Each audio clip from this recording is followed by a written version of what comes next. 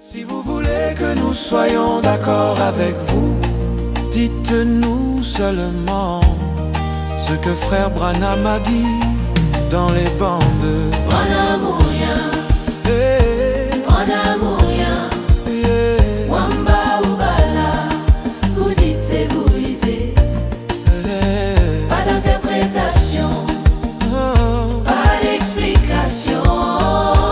Branham ou rien, vous dites et vous lisez. Frères et sœurs, shalom et bienvenue à cet entretien qui reçoit le pasteur Dédé. Il est berger d'une église, nous sommes ici à Kinshasa avec lui. Nous allons aborder la question tout autour de l'apparition de la nuée de 1963. Shalom pasteur. Shalom bien-aimé. Est-ce que nous pouvons rafraîchir à la mémoire de ceux que nous suivent, qu'ils puissent vous reconnaître? Qui est le pasteur Dédé? Oui, merci frère John. Je suis le pasteur Dédé Kamanga. Je suis pasteur à Kinshasa, plus précisément dans la commune de Mongafola. Notre église, c'est Rocher Tabernacle. Rocher Tabernacle, cette église évolue depuis combien de temps? Bon, cette église évolue depuis 2019. Ok. 2019, depuis cette année-là, nous sommes ici pour apporter la parole de Dieu. Vous êtes pasteur responsable ou bien vous êtes pasteur associé dans cette église? Oui, je suis le pasteur de cette église. Oh, d'accord. Merci, pasteur. Alors, qu'est-ce que ça vous fait chaque fois lorsque nous vous invitons sur notre plateau pour répondre à des questions qui semblent être difficiles pour les enfants de Dieu? À chaque fois que vous intervenez, est-ce que vous avez des échos et qu'est-ce que ça vous fait vous-même? Bon, c'est un sentiment de joie d'abord, parce que chaque fois quand je suis sur vos plateaux, et nous parlons de la part de Dieu, et nous comprenons aussi qu'il y a des gens qui nous suivent. Exactement. Et en suivant, il y a de certaines personnes, de certains enfants de Dieu qui reçoivent la lumière. Ouais, d'accord. Donc, je vous encourage à faire ce que vous êtes en train de faire. Merci, Je suis vraiment pasteur. ravi de ça. Merci, pasteur. Alors, il y a quelques jours, ou bien dans quelques jours, les croyants du message vont célébrer la descente de la nuée de 1963. Aujourd'hui, nous sommes en 2026. Je crois qu'il y a beaucoup de choses qui doivent être dites sur la question et surtout sur la date. Il y en a qui pensent que c'était le 28 février, il y en a qui pensent que c'était justement le 15 mars. À la lumière de la parole, nous vous avons invité justement pour que vous puissiez nous donner la lumière, que vous puissiez nous dire exactement la date précise, mais aussi qu'on puisse savoir si cette nuée représentait ou bien symbolisait la seconde venue de Christ. Vous avez la parole pour nous exposer pendant 30 minutes et nous allons revenir pour vous poser des questions que plusieurs enfants de Dieu se posent, pasteur. Vous avez la parole. Ok, merci beaucoup, frère John. Alors, pour répondre rapidement à la première question, la nuée était apparue le 28 février 1963 parce que les scientifiques, ceux-là qui ont pris des photos, ils ont parlé du 28 février 1963. Alors, ceux qui disent que c'était le 15 mars, selon une citation de Frère Branham qu'ils ont lu, que je connais aussi, bon, ils n'ont qu'à nous montrer la nuée du 15 février. D'accord, vous allez peut-être vers la fin, on aura à répondre, mais on voulait descendre exposer, parce que nous allons rappeler que vous avez préparé un petit exposé justement pour que les enfants de Dieu puissent retenir quelque chose, bien avant que nous puissions arriver à la question des dates et consorts. Ok, ça va, merci beaucoup. Comme vous m'avez donné le 30 minutes, je vais essayer un peu de parler pour voir un peu qu'est-ce qui était arrivé le 28 février 1963. Merci. À la lumière de la Bible et aussi le message du temps dès la fin. Alors, je vais lire d'abord la Bible. Je vais aller dans les livres de Matthieu. Matthieu, je prends Matthieu 17. Matthieu 17. Je vais lire 6 jours après, Jésus prit avec lui Pierre, Jacques et Jean, son frère, et il les conduisit à l'écart sur une haute montagne. Il fut transfiguré devant eux. Son visage resplendit comme le soleil, et ses vêtements devinrent blancs comme la lumière. Et voici Moïse et Élie leur apparurent, s'entretenant avec lui. Pierre prenant la parole et dit à Jésus, « Seigneur, il est bon que nous soyons ici. Si tu le veux, je dresserai ici 3 tentes, une pour toi, une pour Moïse et une pour Élie. » Comme il parlait encore, une nuée lumineuse les couvrit. Et voici une voix fit entendre de la nuée ces paroles. « Celui-ci est mon fils bien-aimé, en qui j'ai mis toute mon affection, écoutez-les. » Je me limite même par là. Que Dieu bénisse sa parole. Alors, j'ai vais aller rapidement parce que les 30 minutes ne suffisent pas pour qu'on puisse faire un enseignement très long là. Alors, je vais aller plus rapidement. Là, nous lisons dans la Bible. La Bible nous a parlé, c'est Jésus qui avait amené 3 de ses disciples. Entre autres, il y avait Pierre, Jean et Jacques. Il les conduisit à la montagne. Et là, à la montagne, il s'est transfiguré. La Bible nous dit qu'une nuée les couvrit. Et on a vu l'apparition de Moïse et Élie dans la nuée s'entretenant avec Jésus. Et vous voyez, après, Pierre a dit, je dresserai les 3 tentes, bon, ainsi de suite. Alors, je vais aller rapidement, je prends Frère Branham. Lui, le prophète, qu'est-ce qu'il peut nous dire sur cette citation? Qu'est-ce que Jésus voulait nous montrer? Alors, je vais lire ici. Je suis dans le livre des exposés de cet âge, page 58. Je prends le verset 20, rapidement. Il est écrit, or, dans Matthieu 16, 28, comme introduction à Matthieu 17, 1, 13, Jésus avait dit, quelques-uns de ceux qui sont ici ne mourront point, qu'ils n'aient vu le Fils de l'homme venir dans son règne. Et c'est exactement ce que les 3 apôtres ont vu, l'ordre de sa seconde venue. Ils l'ont vu transfiguré, là au sommet de la montagne. Fin de citation. J'ai coupé seulement tout court. Alors, nous comprenons là que Frère Branham dit que ce que les disciples ont vu, ils ont vu l'ordre de sa seconde venue. C'est-à-dire, Jésus a amené ses disciples pour qu'ils voient soit un type de ce qu'il va faire dans sa seconde venue.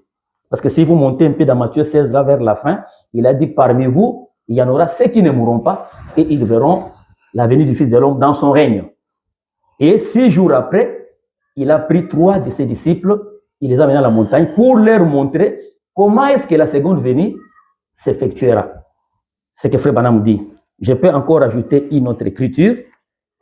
Je suis dans la prédication, leçon confus, prêché le 18 décembre 1960. Je suis au chiffre 318 d'abord. Frère Branham dit, maintenant dans Matthieu 17, vous constatez là, lors de la transfiguration. Je saute, je lis le paragraphe 386. Frère Branham dit, qu'était-il en train de faire ici? Il était en train de se révéler d'une autre façon. En quoi était-il?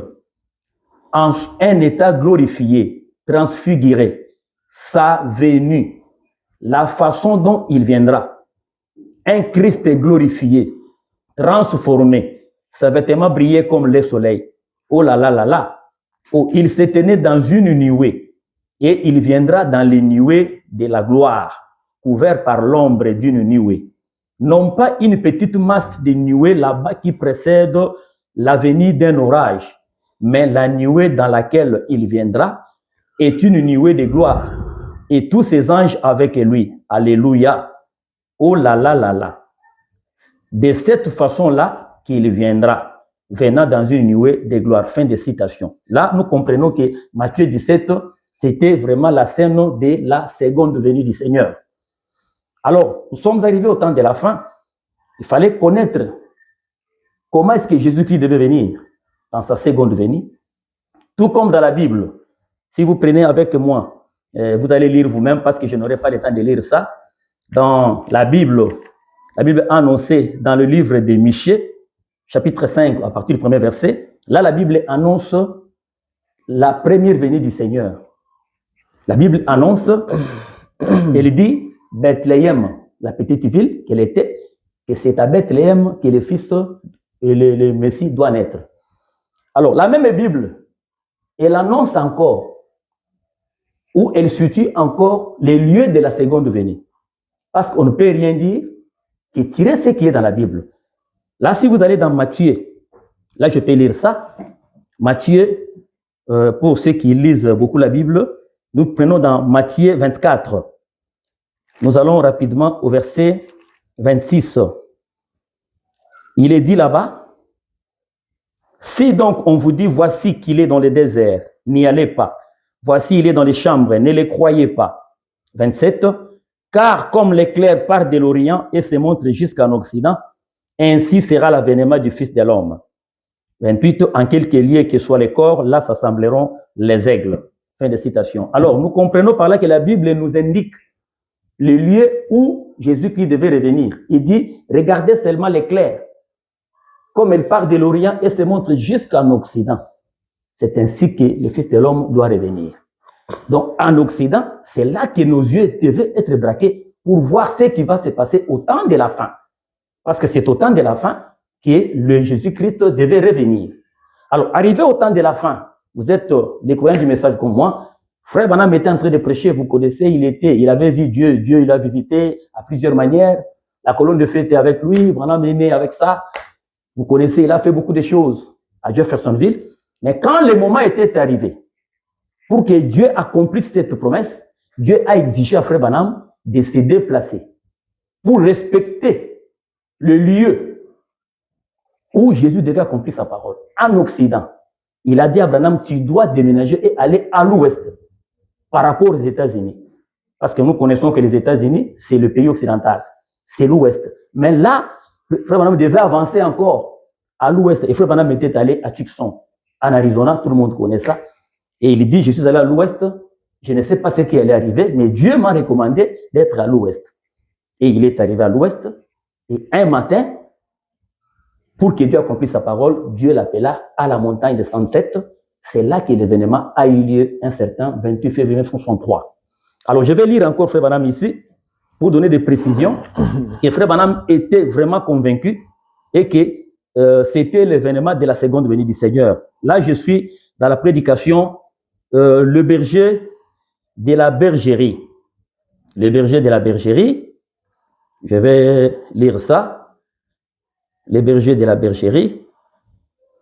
Les bergers de la bergerie, je suis au paragraphe premier, le premier paragraphe.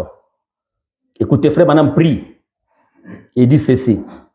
Il dit, prions juste un moment avant de nous asseoir. Notre Père Céleste, nous te remercions du privilège que nous avons de venir, de nous assembler en ton précieux nom.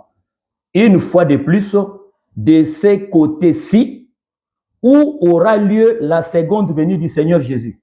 Amen.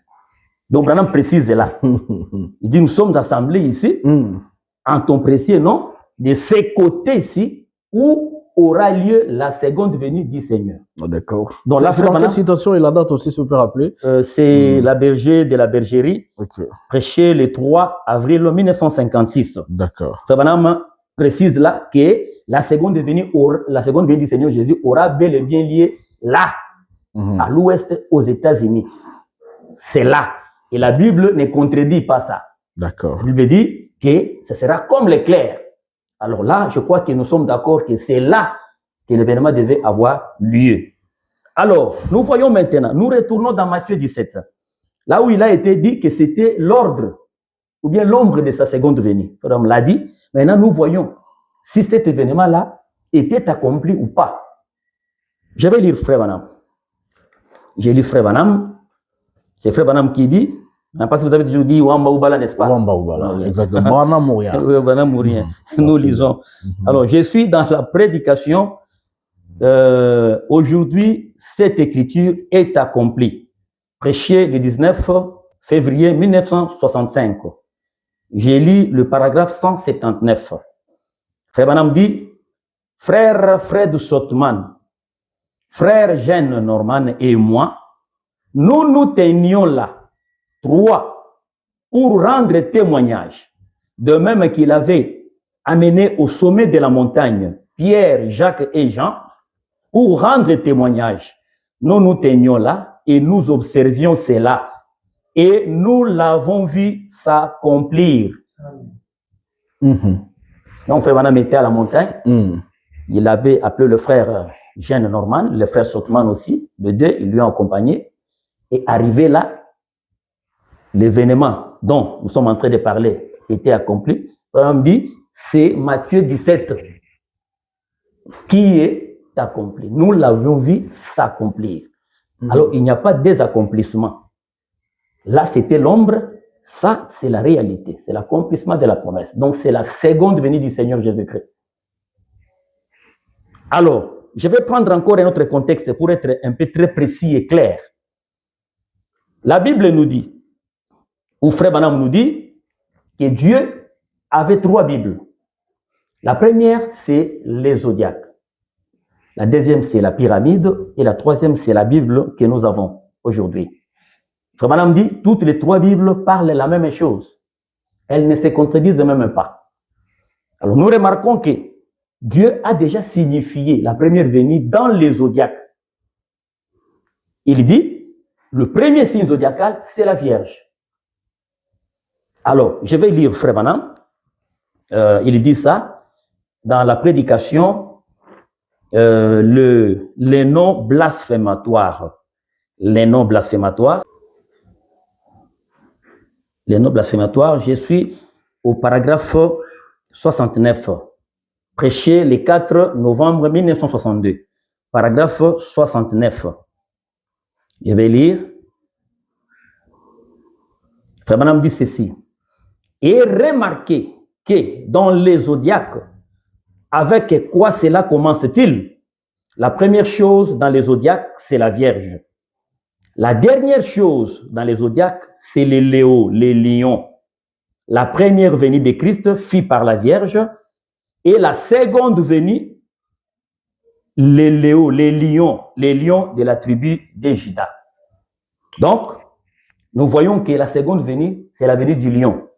Si nous consultons la première Bible, non, la troisième Bible, la Bible nous parle que dans Matthieu, dans Ésaïe, une vierge concevra et elle enfantera un fils. Ça, c'est la Vierge. Donc, la Bible a parlé du premier signe. La même Bible doit nous indiquer encore la venue du lion. Alors, si nous consultons toute la Bible, nous cherchons la venue du lion. Je crois, et tout le monde sera d'accord avec moi, que c'est seulement dans Apocalypse 10.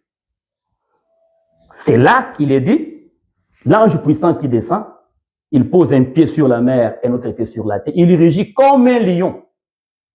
C'est ça la venue du lion. Donc, quand nous voyons les lions dans Apocalypse 10, nous comprenons exactement qu'il s'agit bien là de la seconde venue du Seigneur. Parce qu'on a parlé du lion. Alors, je ne vois pas une autre promesse qui parle de la venue du lion à la seconde venue qui peut contredire Apocalypse 10. Alors, comme c'est Apocalypse 10 qui parle du lion, de la venue du lion, voilà le dernier signe zodiacal. Donc, la Bible, la première et la troisième, elle ne se contredit même pas. Alors, nous allons lire encore Frère Branham. Je crois que je n'aurai pas beaucoup de temps, je vais lire Frère Branham ici. Je suis dans Apocalypse chapitre 5, deuxième partie. Apocalypse chapitre 5, deuxième partie. Apocalypse chapitre 5, deuxième partie. Je suis au paragraphe 207. 207.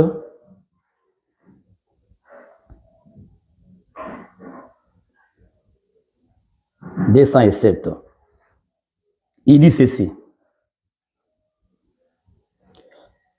Le 7 est le dernier de ces sceaux, quand ils sont ouverts. Ça se trouve dans Apocalypse chapitre 10. Il y avait un ange puissant, c'était Christ, qui descendit et posa son pied sur la terre et un autre sur la mer. Et il leva la main et dit, le jour est arrivé à la fin. Le temps est fini. C'est complètement fini. Il n'y a plus de temps. 208. Et il dit, qu'au son, alors le mystère de Dieu serait terminé, à savoir qui est Dieu et comment il fut manifesté, comment, après que ce sceau fut ouvert, et comment nous avons maintenant commencé à comprendre de quelle manière il était le Fils de Dieu. Il était Dieu lui-même, fait chair, et la révélation de qui il est. Cela devrait être terminé avant que cet ange ne puisse mettre ses pieds sur la terre et sur la mer et jurer qu'il n'y aurait plus de temps. Quand ces moments arriveraient, nous avons déjà entamé cela maintenant même. Voyez-vous, 209. Les derniers d'entre eux, c'est Apocalypse 10. Un pied sur la terre et sur la mer. Le temps est terminé. La rédemption est terminée. Et maintenant, il vient comme les lions. Autrefois, il était l'agneau, maintenant, il vient comme les lions de la tribu de Juda. Donc, Branham confirme là qu'Apocalypse 10, il vient comme les lions de la tribu de Juda, conformément à ce qui a été dit dans les zodiaques. Donc, nous comprenons par là qu'il s'agit bel et bien de la seconde venue du Seigneur Jésus-Christ. Alors, mes bien-aimés, alors je vais lire maintenant Frère Branham pour voir maintenant confirmer, parce que je crois que les minutes sont déjà épuisées. Non, vous avez encore une dizaine de minutes. Une dizaine de minutes, ok. Peut-être que je vais laisser encore d'autres minutes pour que vous puissiez poser des questions. Oui, exactement, il y a beaucoup de questions en même temps. Alors, je vais prendre quelle attraction sur la montagne. Je suis au paragraphe 148. Là, Frère Branham nous dit maintenant. Il dit, qu'est-il arrivé sur 107 montagnes? C'est Dieu confirmant sa parole. C'est la raison de tous ces bruits. Remarquez, c'est Dieu confirmant de nouveau sa parole promise dans Apocalypse 10, 1 à 7. Et au jour de la proclamation du message du septième ange, le mystère de Dieu devra être terminé. Le mystère caché d'Apocalypse 10, 1 à 7. Le dernier message au dernier âge de l'Église. Cela accomplit exactement Saint Luc 17 et 30 dans cet âge, le jour où le Fils de l'homme sera révélé. Donc, il continue là, il dit, vous voyez, la science a pris des photos, donc il parle de cet événement de la nuée du 28 février 63. C'est-à-dire, il confirme là que c'est Apocalypse 10 qui est accompli. Or, Apocalypse 10, c'est la seconde venue, c'est la venue du lion. Donc, il s'agit bel et bien de la seconde venue du Seigneur Jésus-Christ. C'est ça le grand événement qui est arrivé le 28 février 63. Pour terminer, nos frères qui disent que cet événement n'avait pas eu lieu le 28 février, il y avait beaucoup lire Frère Branham. Frère Branham était un prophète. J'ai toujours dit que cette écriture-là était un lapsus. Parce que si vous lisez la citation, Frère Branham dit que le 15 mars de l'année passée, c'est-à-dire en 1962. 62. Vous comprenez? Alors que c'était arrivé en 63. Vous comprenez? Donc c'était un lapsus de la part de Frère Branham. Il y a des fois, au lieu de dire 7 anges, il dit 5 anges, j'étais venu, j'ai vu 5 anges. Il dit ça. Vous voulez dire qu'Élie, il dit Élisée. Non, je voulais dire de l'enlèvement de la résurrection. Donc il faut comprendre, c'est un prophète, c'est un homme aussi. Il y a des lapsus dans un langage. Ah, d'accord. Mais les scientifiques qui ont pris la photo, les photos, ils ont dit que c'était le 28 février. D'accord. Alors, je vais lire une citation ici pour compléter, ça peut donner une ligne. Donc, Frère Branham, même dans la prophétie, il fallait que cet événement arrive le 28 février. Parce que cette date-là, c'est une date prophétique. Ah bon? Le 28 février. Ok. Ça ne pouvait pas arriver le 15. Le 15 mars ne signifie rien dans la prophétie.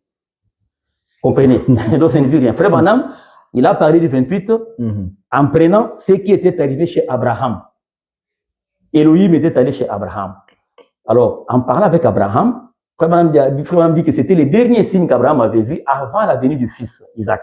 Nous comprenons que Dieu dans la chair humaine, c'est les derniers signes qui précèdent la venue du fils Isaac. Alors, Branham dit, quand Elohim était allé, quand il a parlé avec Abraham, il lui a promis que je reviendrai à toi, à cette même époque de la vie, tu auras l'enfant que je t'avais promis. Mais écoutez comment Frère Branham interprète cette écriture de la Bible. Je vais lire ça et vous allez poser des questions. Frère Branham interprète ça. Je suis dans la fête des trompettes, prêché le 19 juillet 1964 matin. J'ai lu le paragraphe 77 et 78. Frère Branham dit, or, ils attendaient la venue d'un fils, un fils promis, Isaac. 25 ans durant un long voyage. Il avait attendu, mais ils étaient au bout de la route. Dieu était apparu sous différentes formes, comme il avait fait au cours des âges de l'Église, dans des lumières et tout, et par des voix. Mais juste avant la venue du Fils, bon, nous avons déjà étudié cela et vous savez que je ne fais que récapituler, c'est pour vous faire voir. Il a changé les corps d'Abraham et de Sarah immédiatement après, afin qu'ils puissent recevoir ses fils. Remarquez, les derniers signes qu'ils ont reçus avant l'arrivée du Fils, c'était Jéhovah qui leur parlait sous la forme d'un homme. Et comment ils ont su qu'il s'agissait de Jéhovah? C'est parce qu'il a dit Abraham, pas Abraham. Ça faisait peu de jours que Dieu avait changé son nom. Où est ta femme Sarah? Non pas Saraï, mais Sarah, princesse. Et Abraham dit, Elle est dans la tente derrière toi. 78. Écoutez maintenant. Il a dit, c'est un pronom personnel, je te visiterai selon ma promesse au temps de la vie, les prochains 28 jours. Quelque chose va arriver à Sarah. Frère Branham insère les 28 jours. Or que dans la Bible, on n'a pas parlé de 28 jours. On n'a pas parlé de ça. Mais lui insère 28 jours. C'est-à-dire qu'il connaissait quelque chose sur 28. C'est la date de la vie. Le 28. Il dit, le prochain 28 jours, quelque chose va arriver à Sarah. Donc, les prochains 28 jours. Si vous prenez une année, le premier mois, c'est janvier, non? Le prochain, c'est février. Ouais. Madame insère ça. Il dit, le prochain 28 jours, quelque chose va arriver à Sarah. Comment il a parlé du 28 jours? Un prophète. C'est-à-dire, il savait que c'était le 28. Donc, la date de la vie, vous connaissez même dans les détails, Dieu a permis que le magazine Life puisse prendre. C'est la vie. Exactement. Vous comprenez un peu ça? Look, de l'autre côté, on dit, regarde, la vie. 28 jours, le cycle d'une femme. Parce que Sarah était une femme, l'épouse de l'église était une femme, devait concevoir le 28 février. Donc, c'est un peu ça. Donc, pour répondre à ceux qui disent que c'était le 15, donc le 28, c'est une date prophétique. D'accord. Merci beaucoup, pasteur Dédé. Alors, frère de ça, vous qui nous avez suivis, vous comprendrez avec moi que l'homme de Dieu, le pasteur Dédé, a confirmé ici que la date du 28 février consistait à la seconde venue de Christ. Que pour lui, c'était exactement le 28 que cette nuit est descendue. Alors, nous allons parler des conséquences. 3 questions que nous allons aborder avec vous, pasteur, après votre exposé. Est-ce que vous êtes prêt à répondre aux questions des enfants de Dieu? Oui, je vais répondre à ma connaissance, à ce que je connais. Parce que je ne connais pas tout. Exactement, exactement. Merci pour cet esprit ouvert. Alors, la première question serait de savoir, vous avez confirmé ici, ou bien même affirmé avec tout ce que vous avez donné ici, que c'était le 28. Est-ce que vous avez une citation claire, là où Frère Branham confirme votre déclaration, le 28 février 1963? J'ai démontré ici que Frère Branham, il parlait du 28, il dit le prochain 28 jours. C'est déjà le 28. Là, il ne parlait pas de la nuée. Il a parlé du prochain 28 jours. Par rapport à Sarah. Maintenant, dans la nuée, quand la nuée est arrivée, Frère Branham dit que c'est Apocalypse 10 qui est accompli. Et Apocalypse 10, quand nous fouillons, nous voyons que c'est la seconde venue. Alors, Frère Branham a parlé de la nuée comme la seconde venue du Seigneur. Alors, cette étape sera un peu chaude, pasteur, parce que les enfants de Dieu ont plusieurs dates en même temps. Frère Branham parle du 15, ici vous avez parlé des 1900, il parlait du 15 de l'année précédente, c'était sa tombe en 1962. Mais dire que William Branham était à la montagne à cette date-là, c'est faire de lui un menteur, parce que pendant cette période, d'après les historiens, cette période-là, on interdisait à ce que les gens aillent chasser dans les montagnes pendant cette période. Comment Frère Branham pouvait aller à l'encontre de la loi américaine alors qu'il respectait la loi de son pays? Non, il y a quelque chose là que les gens devaient savoir. Frère Branham était allé chasser dans des fermes privées. Ah bon? C'était des fermes privées. Il est allé, ce n'était pas à l'encontre de la loi américaine, parce que quelqu'un qui a sa ferme, si quelqu'un vient solliciter auprès de lui, il va lui accorder. Et sans cette montagne, c'était dans une ferme privée. Là, Frère Branham est allé, c'était dans une ferme privée, là où il est allé. Vous avez connaissance de celui qui en était propriétaire? Celui qui était si on fouille, on va les retrouver. Mais je sais que c'était une ferme privée. Alors, Frère Branham n'était pas allé à l'encontre de la loi américaine. Vous comprenez? Donc, il était vraiment sur la loi et il était un prophète de Dieu. Il devait faire des choses comme ça. Mais il ne pouvait pas justement aussi... est-ce qu'il avait obtenu l'obtention de l'autorisation en fait, d'aller accéder à ces parcs privés pour justement faire l'opération? Et d'abord, Frère Branham était là pour faire quoi? Pourquoi il était arrivé là-bas en cette période-là? Frère Branham était allé parce que Dieu lui avait déjà montré ça dans des visions. Il lui a dit quelque chose va arriver. Vous connaissez la prédication, Messieurs, c'est l'heure. Dieu lui a montré ce qui devait arriver. Frère Branham a vu ça maintes et maintes fois. Il y a eu même des songes, Frère Junior Jackson, les autres ont vu. Alors, Frère Branham devait se déplacer pour aller maintenant dans l'accomplissement de la chose. J'ai dit ici qu'il est allé à l'ouest. Et arrivé là-bas, c'est Dieu qui connaissait la date, c'est Dieu qui connaissait le moment. Dieu lui a dit, lève-toi, va à la montagne. Et Frère Branham était allé à la montagne. Alors, si pour dire que Frère Branham était là où il n'était pas là, je peux lire la citation là, il confirme que j'étais là. quand l'événement a eu lieu. Exactement, on veut lire parce que pendant cette période-là, plusieurs croient que Frère Branham ne pouvait pas être là à l'encontre des lois de son pays. C'était interdit. Vous pouvez lire rapidement pour fixer ceux qui sont encore dans cette histoire ici. Et j'avais préparé déjà, Frère Branham dit dans Se tenir à la brèche. Se tenir à la brèche. Pour confirmer si William Branham était là, à la montagne 107, le jour où la nuit est descendue. Je suis au paragraphe 82. J'ai lu Frère Branham.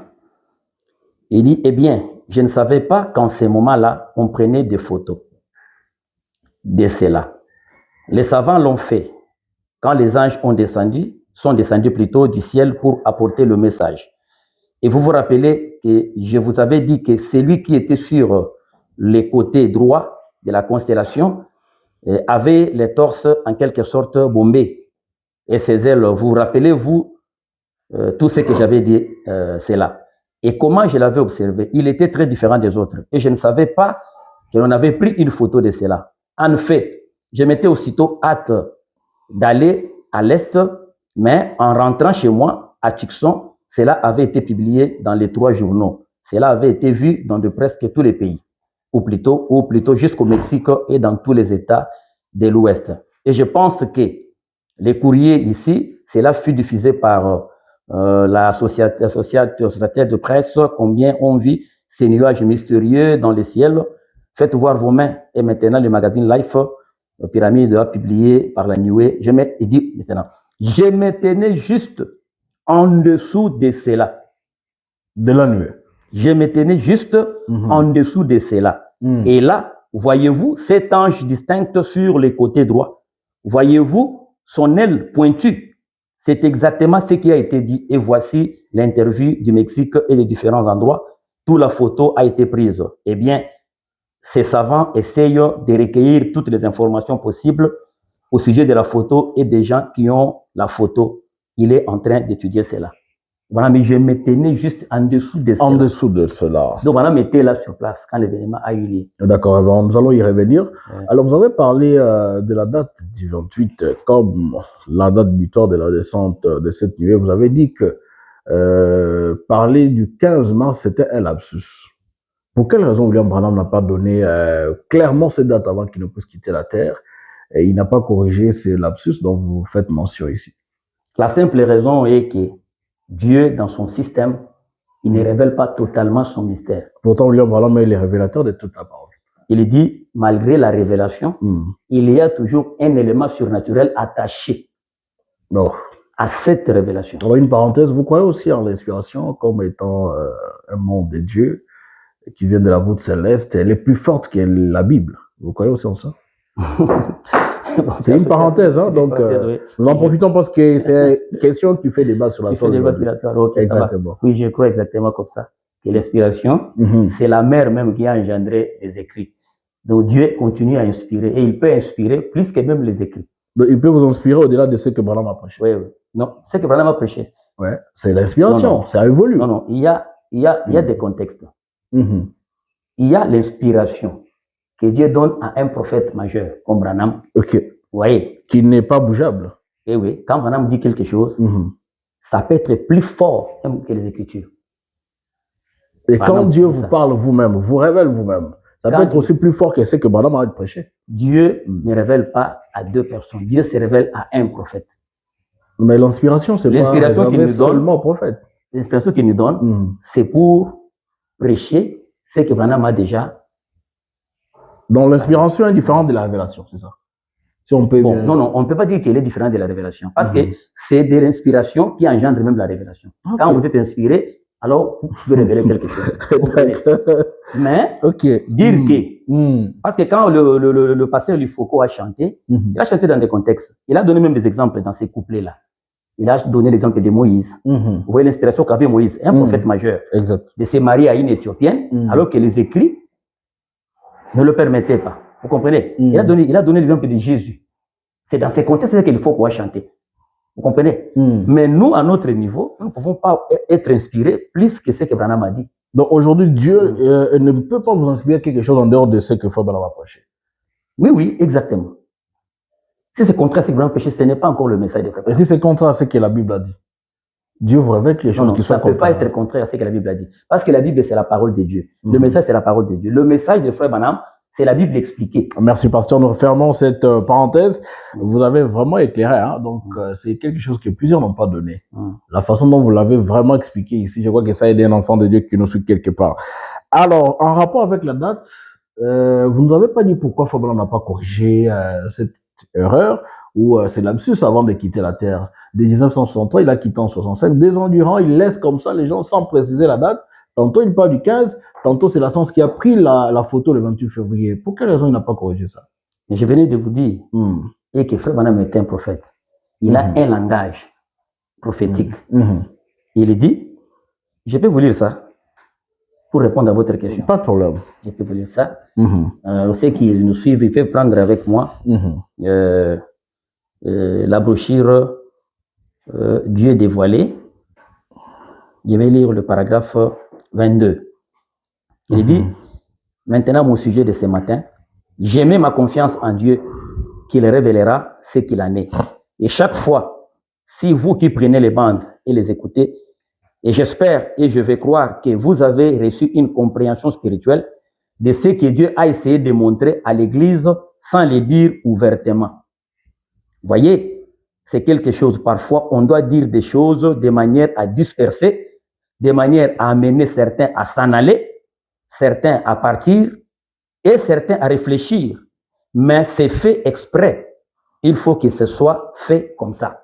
Donc, mais vous, étant que la même profondeur que vous avez, et vous allez comprendre la chose. Donc, même quand nous répétons frère Branham, nous ne faisons pas la récitation de frère Branham. Vous entrez dans l'esprit. Nous entrons dans l'esprit de frère Branham et dans la prophétie de la Bible pour ressortir l'image. C'est pourquoi il y a dans d'autres endroits, frère Branham ne dit pas clairement que ça c'est la seconde venue. Comme Jésus aussi à la première venue, il ne disait pas clairement qu'il était le Messie. Il n'a jamais dit ça. Seulement à ceux qui avaient compris que je suis le Messie. Mais il a commencé à prêcher en s'appelant lui-même le Fils. Comme si il y avait un Père qui était plus que lui. Vous comprenez un peu ça? D'accord. Donc Dieu ne révèle pas son mystère ouvertement ou comme un journal, non. Merci beaucoup, pasteur. Alors, nous allons retenir que vous basez sur les dates données par les magazines Look et Life pour affirmer que c'était le 28 parce qu'ils ont pris cette photo, ils ont inscrit que c'était prise le 28 février 1963. Oui. Et que William Branham lui-même n'a pas donné une précision. Vous êtes parti dans l'inspiration que William Branham a donné un peu avant pour comprendre que c'était à cette date que justement la nuée devait descendre. Parlons de la nuée maintenant, pasteur. C'est quoi la nuée en principe? La nuée qui était descendue là, c'était quoi finalement? Bon, la nuée selon la parole, parce que nous parlons de la parole. De la parole, bien sûr. Selon la parole, la nuée annonçait chaque fois la manifestation de Dieu. Ok. Donc Dieu, quand il veut se manifester, en commençant par les enfants d'Israël, il s'est manifesté dans la nuée. La Bible dit pendant les jours. Et la nuit, la même nuée s'est transformée en une colonne de feu. Colonne de feu, ouais. Pour éclairer les enfants d'Israël dans leur chemin. Et Dieu était là à l'intérieur. Donc c'était la manifestation de Dieu. Maintenant, ici, on parle de la nuée de gloire. C'est-à-dire le Dieu qui est à l'intérieur, maintenant il est glorifié. C'est pourquoi on parle de nuée de gloire. Alors parlons du contexte de 1960. Frère Branham dit que cette nuée était composée de plusieurs prophètes. C'était pour accomplir quelle écriture? Il dit que cette nuée était composée des anges. Des anges, oui. Qui représentaient les prophètes, les 7 messagers. Oui, ils représentaient pas tout le monde, tous n'étaient pas des prophètes. Le messager de cet âge de l'Église, il le représentait. Alors, c'est ce que la Bible avait annoncé. Il avait dit qu'il viendra avec ses anges. Alors, c'est ce qui est accompli. Il est venu avec ses anges. Pour le couronner, bien sûr. Pour les couronner, ils vont couronner. Merci beaucoup. Alors, vous avez dit aussi que cette nuée était la confirmation de la seconde venue de Christ. Est-ce que vous savez les conséquences qui peuvent découler de ce que vous avez fait comme déclaration? Oui, je suis pasteur et je connais. Vous voulez dire que Jésus est venu le 28 février 1963. Oui. Et vous savez qu'à cette venue, lors de la seconde venue, Frère Branham dit qu'il devait enlever l'épouse. Oui. Donc, le pasteur Dédé a raté l'enlèvement. Non. Si vous pouvez nous expliquer tout autour de ça. L'enlèvement, faut même dire l'enlèvement, c'est une révélation. Ah bon? Ça, elle n'est pas physique? L'enlèvement, c'est une révélation. C'est-à-dire, Frère Branham dit, quand Jésus vient, il enlève l'épouse, il accomplit d'abord la promesse, et Dieu nous apporte la révélation de la chose. Dans Matthieu 17, là où nous avions lu, l'enlèvement est inclus là. Parce qu'on parle d'Élie et Moïse qui étaient dans la nuée. Nous avions vu que c'était lors de sa seconde venue. Le frère Branham dit que Moïse représentait les 6 âges endormis. C'est ça. Élie représentait le 7e âge, ou le 7e messager, il est dit. Alors, ils étaient là dans la nuée. Donc, cet événement-là a accompli aussi l'enlèvement de l'Église. L'Église est enlevée. Cet enlèvement, pasteur, que vous prêchez ici dans votre Église, ou bien que vous venez de défendre ici, c'est un enlèvement spirituel, où on voit les gens qui ne sont pas partis, parce que nous allons rappeler que cet événement avait eu lieu entre 17h et 18h. Et même William Branham lui-même était resté vivant sur la terre. Il n'avait pas été enlevé, pasteur. Alors, comment vous pouvez affirmer que c'était le retour de Christ pour sa seconde venue? Il n'y a jamais eu 2 enlèvements. Vous parlez de spirituel et de naturel. Ça n'existait pas dans les justement parce qu'on n'a pas vu les corps. Il y a seulement un enlèvement dont il était question. Et c'est fini, il n'y aura pas d'autre enlèvement. Bon, là, vous m'amenez dans un enseignement très profond. Parce que c'est une chose que j'enseigne. Donc, vous pouvez nous résumer, que les gens comprennent. Vous parlez de la seconde venue. C'est-à-dire, le 28 février 1963, William Branham avait vécu une scène de l'enlèvement, le retour de Christ. Alors, comment Christ peut venir et William Branham lui-même reste? C'est-à-dire, lui-même Branham n'était pas enlevé. Le Branham Tabernacle n'était pas enlevé. Alors, comment se fait-il que nous aussi, aujourd'hui, on peut se dire qu'on attend soit l'enlèvement, on l'a raté, soit on attend l'enlèvement? Il n'y a que les deux. Nous n'avons pas raté l'enlèvement. OK. Il y a ceci. Dieu a parlé de l'enlèvement de son église, de son épouse. Mais Dieu n'avait pas expliqué de la manière dont les gens sont en train d'expliquer dans leurs églises. Dieu n'avait pas dit que je prendrais un homme physique et je l'amènerai. Il n'a jamais expliqué ça. Dieu a parlé de l'enlèvement.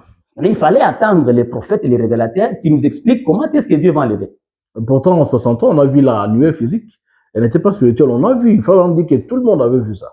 Je n'en disconviens pas. N'est-ce pas? Je n'en disconviens pas. Exactement. Ce qui veut dire que l'enlèvement aussi est vraiment physique, visible. Vous dites que ce qui veut dire, ce n'est pas ce que Frère Branham m'a dit. D'accord. Oui. Frère Branham dit autre chose. Raison pour laquelle nous venons vers vous, les doyens, que vous puissiez nous expliquer ce que Frère Branham voulait dire. Alors, je pense que je n'aurai pas beaucoup de temps. C'est un enseignement très profond. D'accord. Résumez-nous en quelques lignes. Je vais résumer. Je vais essayer de lire ici, toujours dans Apocalypse chapitre 4, première partie.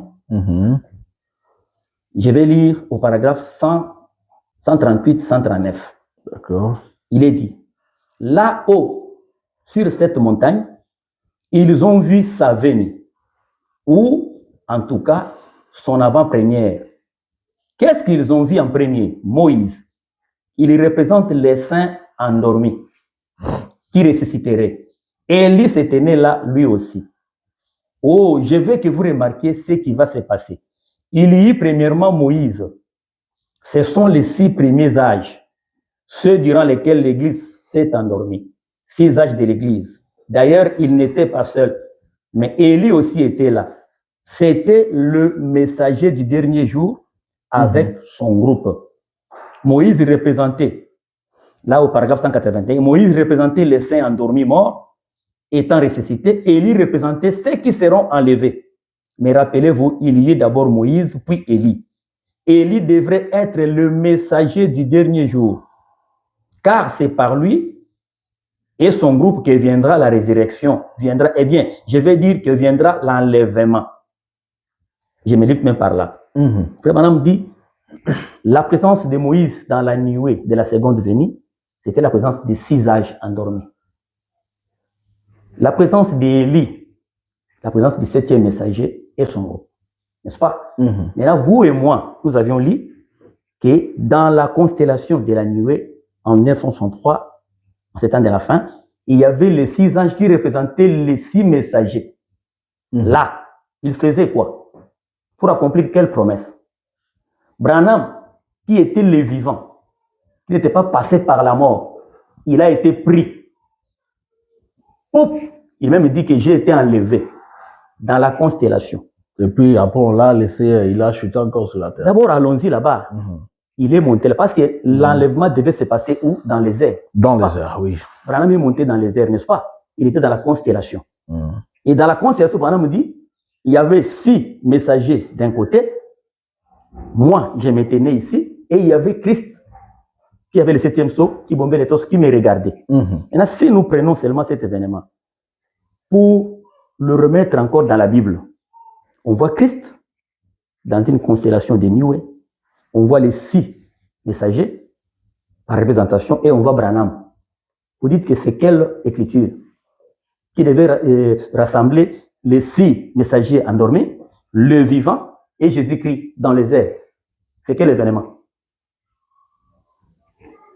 Il s'agit bel et bien de cet enlèvement. Dans son second. Alors, c'est quoi Branham dit que nous étions tous représentés là-bas. Dieu a travaillé par la représentation. Branham devait représenter le 7e âge parce que Dieu, il prend le 7e âge comme le type d'Enoch, l'âge qui devait être enlevé. Il dit le 7e âge représente Enoch, le vivant. Dieu enlève le 7e âge de l'Église. Branham représente les vivants du 7e âge. Et quand on l'a enlevé, justement, c'était pour aller dans les noces de l'agneau. Comment Branham est rentré? Vous vous anticipez avec les questions. Parlons d'abord de ça, parce que ça m'amène dans une... Il y a beaucoup de choses là. Exactement. Alors, quand Branham monte, d'abord, il représente quoi là-bas? Il représente les vivants. Les vivants, oui. Ça, c'est compris. Il y avait les 6 messagers. Jésus était là. Alors, je crois que c'est 1 Thessaloniciens 4, vers 14 là. Nous, les vivants, nous dévancerons pas ceux qui sont morts. Si j'étais en train d'enseigner, vous allez vous lire, là, frère Branham dit que je les ai vus venir de l'éternité et la puissance de Dieu nous enleva avec eux à la rencontre du Seigneur. Il dit ça. Donc, Branham dit que nous étions tous représentés là. Matthieu 17 est accompli.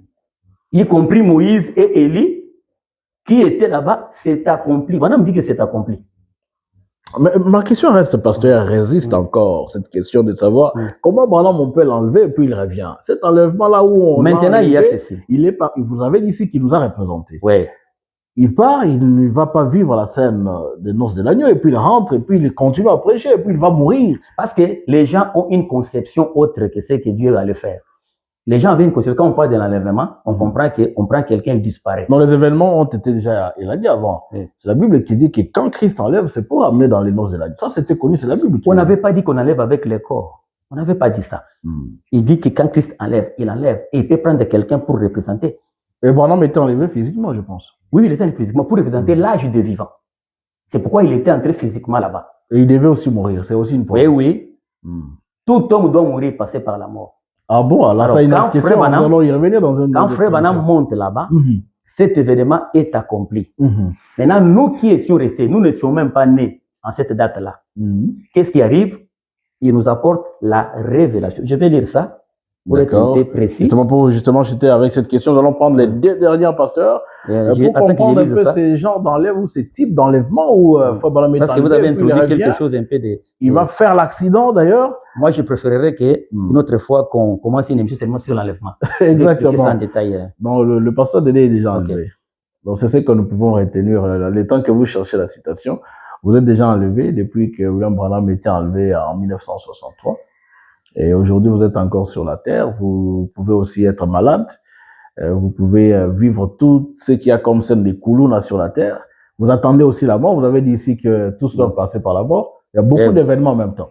Et oui, c'est ce que j'ai dit, que c'était une mauvaise compréhension de la chose. D'accord, pasteur. Dieu n'avait pas dit que quand il enlève les gens, directement vous partez, finissez la crise, finissez la soirée. Non, il n'a jamais dit ça. Dans Matthieu 24, il est dit, cette bonne nouvelle, quand elle viendra, elle ira partout dans le monde. Après viendra la fin. Jésus devait d'abord venir. Il vient avec les livres. Il ouvre les mystères. Il commence maintenant à sceller ses enfants. Et cet évangile devait aller partout. C'est ça la bonne nouvelle. Après viendra la fin. Dieu n'avait pas dit que vous devez entasser les citations. Non, il n'avait pas dit qu'il vient, il allait et c'est fini. Non, ça c'est faux. C'est mal comprendre les choses. D'accord. Nous reviendrons dans notre émission, pasteur. Vous l'avez dit, d'accord. Je vais lire ici, dans l'enlèvement, au paragraphe 65. Écoutez ce qu'il dit.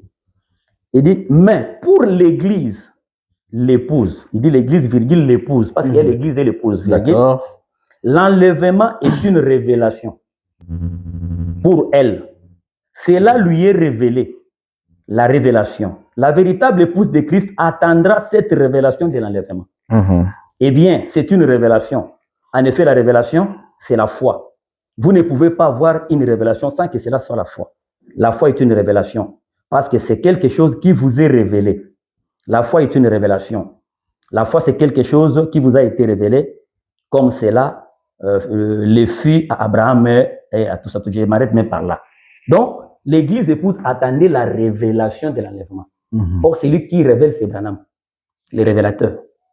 Lui, il accomplit la chose, il nous apporte la révélation.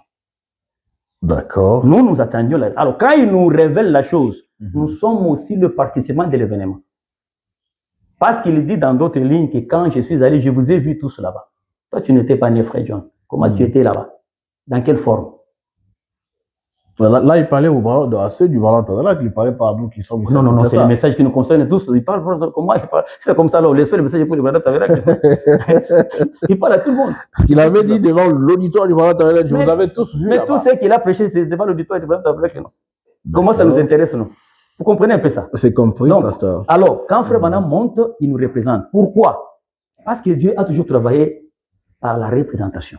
Quand Dieu voulait créer le monde, il te connaissait, Frère John, il connaissait tout le monde. Mais Dieu ne nous a pas créés au même moment. Il a créé une seule personne, Adam. En le bénissant, il nous a tous bénis à travers Adam. N'est-ce pas? Adam était le seul qui était créé par Dieu, n'est-ce pas? Mais nous sommes tous les créatures de Dieu. Ah, d'accord, merci donc, beaucoup, il nous a pasteur. représentés. Donc, même dans la scène de l'enlèvement, Frère Branham nous a représentés. Moi, prenons, je fais aussi aller un peu à l'encontre de ces des questions que les gens posent là. Parce qu'il y aurait beaucoup de questions, je pense que c'est ce que qui vont revenir justement après cette émission. Quand Frère Branham, prenons que Frère Branham, l'enlèvement n'a pas eu lieu. Branham est déjà parti.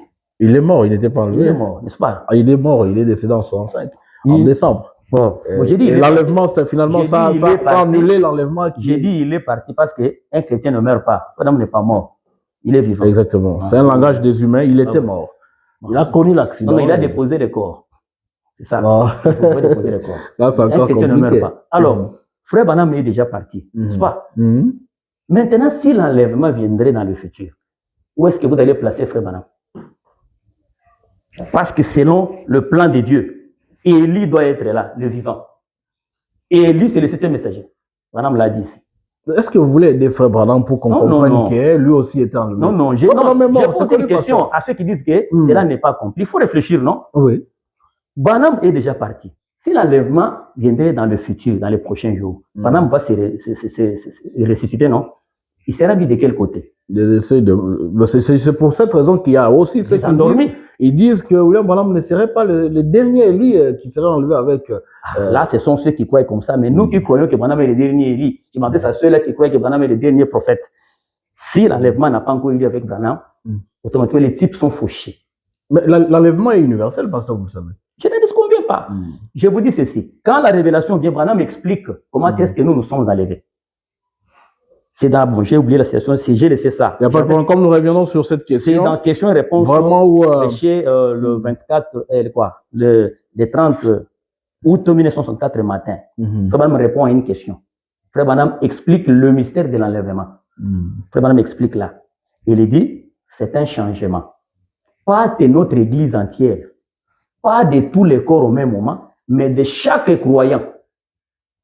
Il dit chaque croyant, il va constater un changement. Il continue, il dit, comment est-ce que ça se fera? Il dit, pas avec les corps, ce corps ici doit passer par la mort. Il dit, il y a un autre corps qui est à l'intérieur de vous, c'est ce corps-là qui va partir. Merci, pasteur. Vous comprenez? Oui, c'est compris. Frère Branham, quand la révélation arrive, nous qui croyons à cet événement qui a eu lieu, parce que cet événement du 28 février, c'est la fin du Nouveau Testament, c'est la Bible devient un nouveau livre à partir du 28 février. D'accord. Alors, quand nous croyons, nous recevons maintenant la révélation et nous avons maintenant la nouvelle naissance. Et nous recevons maintenant la personne là qui entre en nous, c'est cette personne-là qui va rencontrer Dieu. Merci, pasteur. Je crois que nous serons d'accord avec ceux qui sont en train de nous suivre que prochainement nous revenions pour vous accorder le temps d'abord de préparer cette matière sur l'enlèvement. Oui. Et vous allez vraiment enseigner au peuple de Dieu. Mais bien avant cela, en résumant, en quoi consiste l'enlèvement? Vous avez parlé des révélations, c'est une révélation, c'est ceci, c'est là. En quoi consiste l'enlèvement pour le croyant du message du temps de la fin? L'enlèvement, c'était une promesse de Dieu lui-même. Il devait prendre son épouse dans l'enlèvement. Par les canaux de William Branham. Parce que le Branham, c'est le prophète que Dieu nous a donné au temps de la fin. Donc c'est lui qui devait être enlevé et nous autres non, nous sommes juste... Si vous me donnez, je peux lire encore la citation là. Peut-être ça peut choper certaines personnes, mais je peux lire. Alors là, nous gardons ça pour l'émission prochaine. Frères et sœurs, souffrez que l'homme de Dieu. Nous risquons de transformer cette émission comme si une émission liée à l'enlèvement. Aujourd'hui, on devait parler de la nuée des 63. Alors, nous allons chuter peut-être par 2 questions, pasteur. Parce que j'allais lire, là, frère Branham dit que l'enlèvement, la manière dont il se passerait, une fois je l'ai dit, ça a causé des confusions. Si vous me permettez que je puisse vous le dire, il dit à son église, là je vais le dire, il peut le dire, il dit, cet enlèvement-là, peut-être il se fait que ce soit moi seulement ici qui va le faire. Bien la citation. D'accord, c'est dans l'émission prochaine. Voilà, nous allons prendre 2 dernières questions, pasteur, pour terminer notre émission d'aujourd'hui. La nuée venait d'où et elle est répartie où? La nuée est venue de l'éternité. Ok. Elle est venue de l'éternité. Comment elle est venue de l'éternité? J'étais là, je les ai vus venir de l'éternité. Ok. Et elle est partie où? Elle est partie parce que Jésus avait promis. Parce que la nuée d'abord c'est Jésus. N'est-ce pas? C'est la parole, c'est Jésus-Christ en revenant.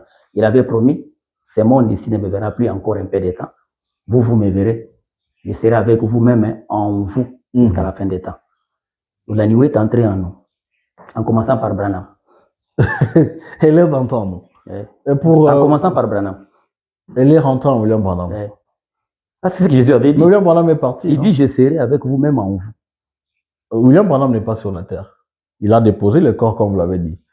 Maintenant, comment allons-nous continuer comme ça, sans nuée et tout? C'est lui. Mais la nuée, d'abord, c'est Dieu. Je me rappelle qu'il a dit qu'elle s'est engouffrée. Il faut vraiment dire quelque part qu'elle s'est engouffrée en moi.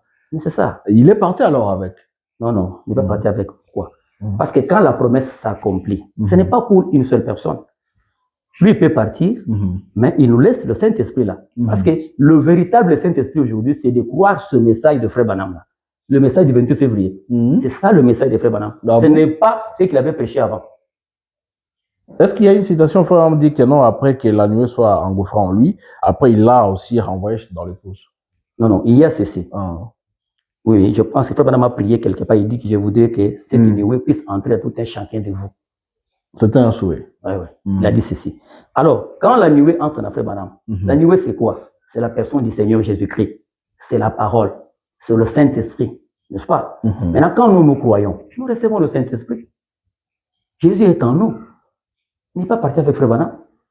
C'est comme ça que ça continue. Parce que pour recevoir le Saint-Esprit aujourd'hui, vous devez croire à celui qui a reçu le Saint-Esprit. Si vous le croyez, lui aussi vous donne le Saint-Esprit. Ça part d'un corps à un autre. Un autre, oui. Alors, Frère Branham, lui, quand il est revenu de la montagne, avec un nouveau message, du 3e épule, avec un nouveau message, d'Apocalypse 10, c'est là que commence le message de Frère Branham. Si vous croyez ce message-là, vous êtes baptisé du Saint-Esprit dans votre âme. Vous comprenez? Directement, vous avez le Saint-Esprit. Branham, qu'il parte ou pas, nous continuons avec la. Merci beaucoup, pasteur. Alors, nous allons vous accorder le temps pour que vous puissiez résumer tout ce que vous avez dit. Parce que jusqu'à aujourd'hui, les tendances sont vraiment séparées dans le message. Il y en a qui pensent que la nuée était venue après février, c'est-à-dire le 15 mars. Et il y a d'autres qui retiennent encore la date qui a été donnée par les magazines, pas par William Branham. Vous avez parlé d'un lapsus ici. Alors, s'il faut peut-être mettre ensemble toutes les 2 parties, qu'est-ce que vous allez donner en conclusion sur ce point? Bon, ce que je peux dire en conclusion, je sais que vous me suivez, vous êtes les enfants de Dieu. Ce n'est pas par un hasard que Dieu a fait que vous puissiez croire ce message. Et ce même Dieu vous donne encore la capacité de comprendre les choses spirituelles. Donc, le message en soi, c'est la vérité que Dieu nous a envoyée. Il n'y a pas d'autre vérité que ça. Les tendances, nous comprenons, c'est Dieu qui a voulu que ça soit comme ça. Il a donné cette tendance, c'est Dieu qui a voulu que ce soit comme ça. Mais ce que je vais dire aux gens, de ne pas s'entrechoquer pour les tendances. Si vous ne comprenez pas quelque chose, priez Dieu. Gardez votre patience. Si vous avez été prédestiné à ça, Dieu vous fera aussi voir ça en votre temps. Au lieu de chercher des histoires, de dire n'importe quoi, surtout aux pasteurs, aux prédicateurs. Si vous n'avez pas vu quelque chose, n'insultez pas, ne critiquez pas. Ne dites pas des choses. Mais ça devient monnaie courante aujourd'hui. On Restez dans votre on position. diabolise cela et tout. Ce que vous croyez, moi je respecte. Respectez aussi ce que les autres croient. Vous comprenez? Donc, il ne faut pas s'entrechoquer. Parce que c'est la révélation qui vient. Et Dieu révèle à certaines personnes, pas à tout le monde. C'est ce que Frère Branham dit. Quand la révélation vient, ce n'est pas à tout le monde. Vous même si vous retournez à la première venue du Seigneur, ce n'est pas tout le monde qui avait vu la venue du Seigneur au même moment. C'est ça. Vous savez, Siméon a vu, après quelques jours seulement. C'était la première venue. Les bergers l'avaient déjà vu. Le jour où il est né, c'était la première venue, n'est-ce pas? Mais Pierre a vu quand? 30 ans après. Là, c'est un mystère. Hein? 30 ans après. 30 ans après, oui. Vous comprenez? Mais si Pierre dit non, je ne crois pas à la venue, donc vous voyez que c'est. Il commence à insulter. Et le voleur même, c'était à la croix pendant qu'il voulait quitter. Vous comprenez alors? Donc, si vous n'avez pas vu, priez Dieu, sondez les Écritures. Dieu peut vous aider aussi à comprendre avec une attitude de prière, au lieu d'insulter, de dire n'importe quoi à cause des tendances. C'est Dieu qui nous a envoyé ce message et nous respectons ces dieux, c'est comme ça. Merci beaucoup, pasteur. Alors, nous allons rappeler que vous êtes berger d'une église. Vous allez rappeler encore l'adresse de votre église, ainsi qu'un numéro de contact pour ceux qui voudront peut-être approfondir cette question en privé. Ils pourront vous contacter sur WhatsApp au numéro que vous allez donner. Eh oui, je répète, je suis le pasteur Dédé Kamanga. Et notre église, c'est dans la commune de Mungafula. Vous prenez la route Matadi. Nous sommes plus précisément dans le quartier Mbenteke.